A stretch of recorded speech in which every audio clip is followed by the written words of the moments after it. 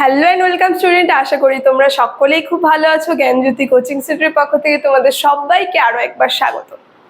আজকে আমি তোমাদের ইউনিভার্সিটি থেকে একটি বিষয় নিয়ে আলোচনা করব, দুটি ছোট প্রশ্ন নিয়ে আলোচনা করব যেটা তোমাদের পরীক্ষার জন্য খুবই গুরুত্বপূর্ণ।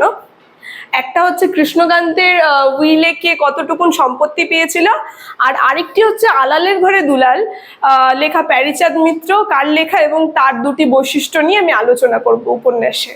তো ভিডিওটি শুরু করার আগে তোমাদের ছোট্ট করে একটা ইনফরমেশন দিয়ে দিই। বোর্ডের কর্নারে তোমরা দুটো নাম্বার দেখতে পাচ্ছ, এটা হচ্ছে আমাদের জ্ঞানজ্যোতি কোচিং সেন্টারের হেল্পলাইন নাম্বার। এখানে কিন্তু তোমাদেরকে অনলাইন ক্লাস নেওয়া হচ্ছে এবং তার সঙ্গে নোটও প্রোভাইড করে দেওয়া হয়। তো তোমরা যদি যুক্ত হতে চাও তাহলে অবশ্যই নাম্বার দুটির সঙ্গে যোগাযোগ করে নাও। তাহলে বেশি কথা না বলে আজকের বিষয়টি আমি শুরু করছি। প্রথম প্রশ্ন যে রয়েছে তোমাদের, এই প্রশ্নটি খুবই গুরুত্বপূর্ণ। কৃষ্ণকান্তের উইলে উপন্যাসে প্রথম উইলে কে কতটুকু সম্পত্তি পেয়েছিল?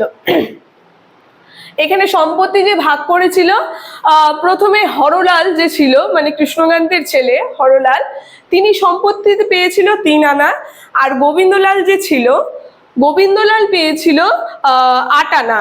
আর তাছাড়া হরলালের যে আরেক ছেলে বিনোদলাল পেয়েছিল 3 আনা, আর তো তার সঙ্গে যে তার গৃহিণী এবং কন্যা শৈলবতীকে তিনি 1 আনা করে দিয়েছেন, মানে তার স্ত্রী এবং তার কন্যাকে 1 আনা করে দিয়েছেন।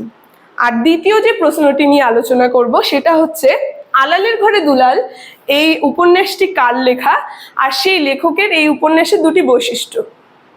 আলালের ঘরে দুলাল এই বিখ্যাত উপন্যাসটি লিখেছেন প্যারীচাঁদ মিত্র, এবং তার এই উপন্যাসের দুটি বৈশিষ্ট্য হলো, একটি বৈশিষ্ট্য যে এই উপন্যাসের মাধ্যমে প্যারীচাঁদ মিত্র কি করেছেন, কথাভঙ্গির গদ্য ব্যবহার করে উপন্যাসকে বাস্তবধর্মী করে তুলেছেন।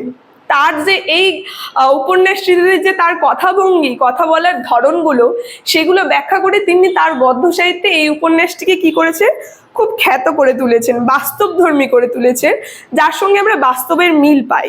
আর এর মধ্যে দিয়ে তিনি বাংলা ভাষার নতুন সম্ভাবনা এবং আবিষ্কৃতি করেছেন, বাংলা ভাষার যে একটি নতুন সম্ভাবনা এবং তার আবিষ্কৃতি করেছেন কিন্তু প্যারীচাঁদ মিত্র।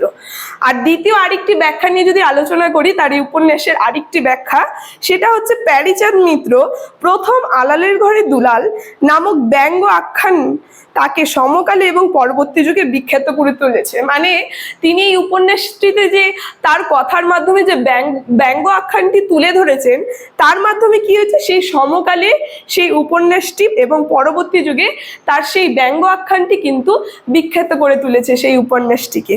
আর তিনি কথা সাহিত্যের প্রথম নকশা এবং জাতীয় উপন্যাস তৈরি করেছেন। এই উপন্যাস ব্যঙ্গ কথাটির মধ্যে দিয়ে তিনি কথা সাহিত্যের নতুন ব্যাখ্যা আর কি করেছেন, জাতীয় উপন্যাস করে তুলেছেন। তো এতটুকুনি ছিল দুটি বৈশিষ্ট্য আমি তোমাদের সঙ্গে তুলে ধরলাম। এই দুটি প্রশ্ন কিন্তু তোমাদের পরীক্ষার জন্য খুবই গুরুত্বপূর্ণ। তো আমি যতটুকুন আলোচনা করলাম সেই আলোচনাটুকুন তোমরা কি করবে, খাতায় নোট ডাউন করে নেবে। ঠিক আছে, আজকের আলোচনাটি আমার এতটুকুনি থাকলো।